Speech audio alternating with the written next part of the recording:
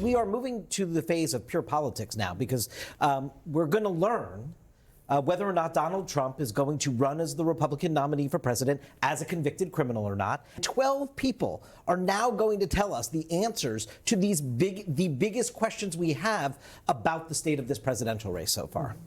Joining me now, Missouri Senator Eric Schmitt, who attended the Trump trial today. Senator, what's your reaction to what you witnessed in the courthouse? I mean, it looks like most of the big issues in this jury instructions back and forth went for the prosecution. The judge ruled in favor of the prosecution on key issues that go to the heart of this matter of what the underlying crime really is. Well, it was kind of a surreal experience, Laura, sitting in that courtroom in the front row today, watching the proceedings and, the defense ultimately resting in that this is America. This is the United States of America. We believe in something called American exceptionalism. We're an exception to history in that we believe in individual rights and we believe in justice, and Lady Justice is blind. That is not what's going on right now in New York. I think what you're seeing is, to your point earlier, this is a Soviet-style show trial.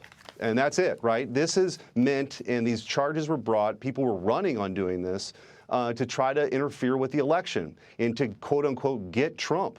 And I think it's truly unprecedented. We talk about things being unprecedented all the time. This truly is unprecedented, that essentially the Democrats are trying to take out their political opponent who's leading in the polls, was the 45th president, likely to be the 47th president. This is the stuff, again, that our State Department would be warning us about if it were happening in other countries. It's happening in the United States of America. So I think the American people recognize this. And I don't think this election anymore, Laura, is just about the candidates. It's about a cause. It's about America and what kind of country we're going to be.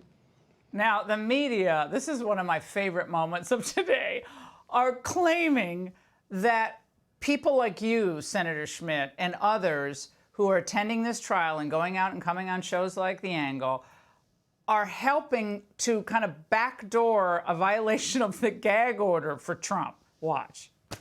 NBC reporting the coordination and organization between Trump and those supporters has stoked questions about whether the remarks by the cast of Republicans amount to a violation of Trump's gag order. There's no doubt this is a violation of the gag order. The prosecutors could try to call some witnesses on it. They could do a sideshow on it. And I have no doubt they'd be able to prove up a violation of the gag order.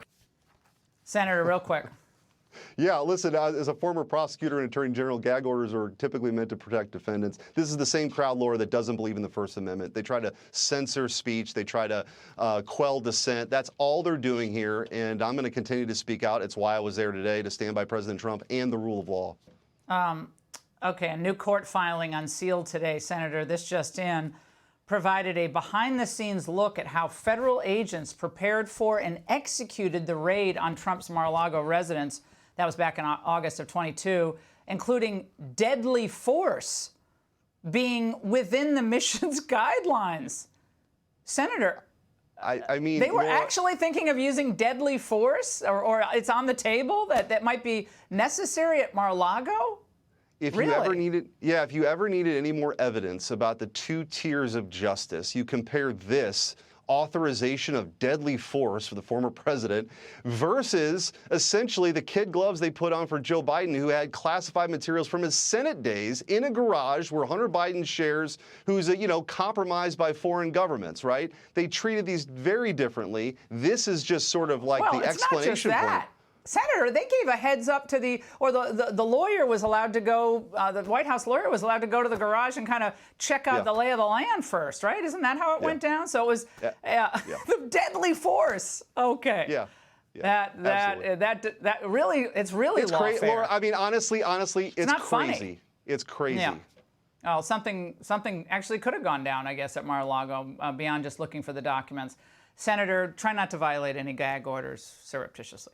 Hey, Sean Hannity here. Hey, click here to subscribe to Fox News YouTube page and catch our hottest interviews and most compelling analysis. You will not get it anywhere else.